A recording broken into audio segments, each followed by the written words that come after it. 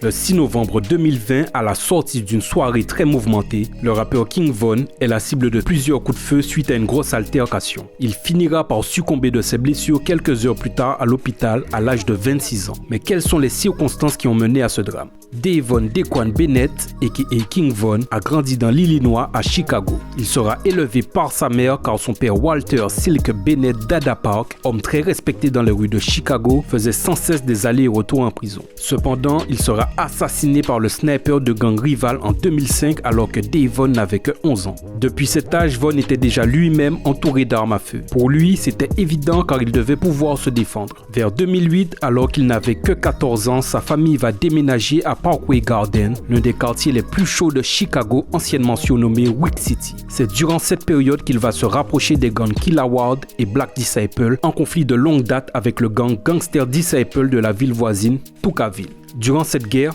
dans laquelle il a lui-même pris part, de nombreux membres des deux gangs vont tomber sous les balles. C'est d'ailleurs en hommage à Audi, l'un des résidents qui a été abattu par le gang adverse, que le quartier Wick City sera plus tard renommé au bloc. Mais c'est en voyant des amis proches à lui tomber sous ses yeux que Von va changer. Il finira par se faire une réputation de tueur sans pitié dans la rue. Selon les témoignages de certains, il paraît même que pour traîner avec lui, il fallait toujours être prêt à se retrouver dans une fusillade ou être prêt à mourir. Il sera aussi très actif sur Twitter, son réseau de prédilection, sur lequel il ne cachait rien de ses méfaits. Au cours de cette période, Von n'était pas du tout intéressé par le fait de commencer à rapper. Toute son attention était portée sur la street. Tout comme son père, il a fait de nombreux allers et retours en prison, de 2011 à 2018 environ, pour des affaires de possession illégale d'armes à feu, d'agression, d'accusations de meurtre et j'en passe. Mais par manque de preuves, il s'en est toujours sorti. C'est finalement en prison qu'il va commencer à rapper en attendant sa libération. Il signera un contrat avec son ami Lil Durk sur le label OTF,